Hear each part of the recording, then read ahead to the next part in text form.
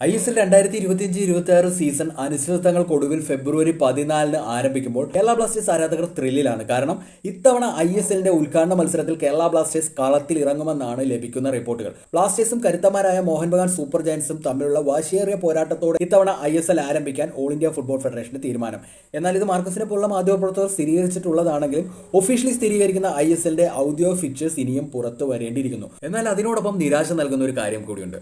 മുഴുവൻ വിദേശ താരങ്ങളുമായി എത്തുന്ന നിലവിലെ ചാമ്പ്യന്മാരെ നേരിടാനുള്ള കരുത്ത് ബ്ലാസ്റ്റേഴ്സിനുണ്ടോ എന്ന ചോദ്യം അവശേഷിക്കുകയാണ്. 2020 ശേഷം വിവിധ കോമ്പറ്റീഷനുകളായി 11 തവണ ഇരുവരും നേർക്കുനേർ വന്നപ്പോൾ 9 തവണയും ജയം മോഹൻ ബഗാനൊപ്പമായിരുന്നു. ബ്ലാസ്റ്റേഴ്സ് ജയിച്ചതാണെങ്കിൽ വെറും ഒരു മത്സരത്തിൽ മാത്രം. അങ്ങനെയുള്ളപ്പോൾ ആദ്യ മത്സരത്തിൽ തന്നെ തങ്ങളുടെ ഇഷ്ട ടീം ഹ്യൂമിലിയേറ്റ് ചെയ്യപ്പെടുന്നത് കാണേണ്ടി വരുമോ എന്ന ആശങ്കയും ആരാധകർ പങ്കുവെക്കുന്നുണ്ട്. നിലവിൽ ബ്ലാസ്റ്റേഴ്സിനൊപ്പമുള്ളത് 2 വിദേശ താരങ്ങൾ മാത്രമാണ്.